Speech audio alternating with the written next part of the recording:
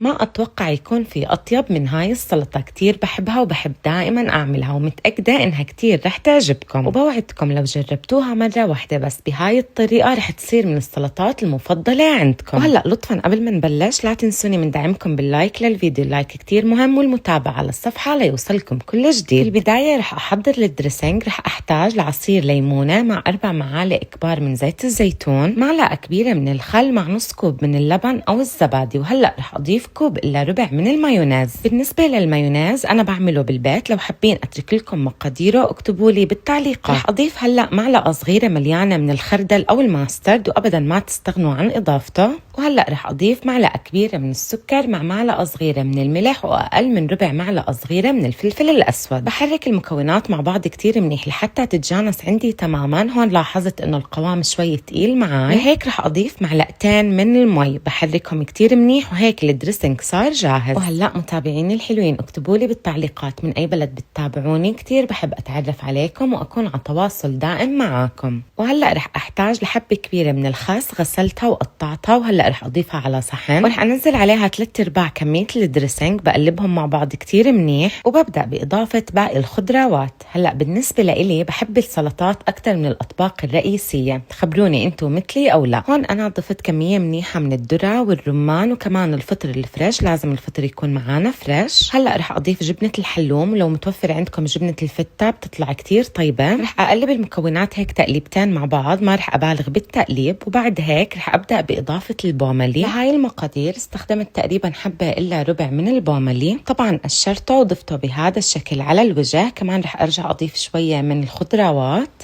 ورح أدخلها على الثلاجة لحتى تبرد معي، وبعد ما تبرد رح أرجع أضيف بقية الدريسنج. السلطة كتير طيبة وسريعة وبسيطة، بتمنى تكون عجبتكم. لو عجبتكم لا تنسوا اللايك للفيديو والمتابعة على الصفحة. صحتين وعافية على قلبكم يا رب مقدما.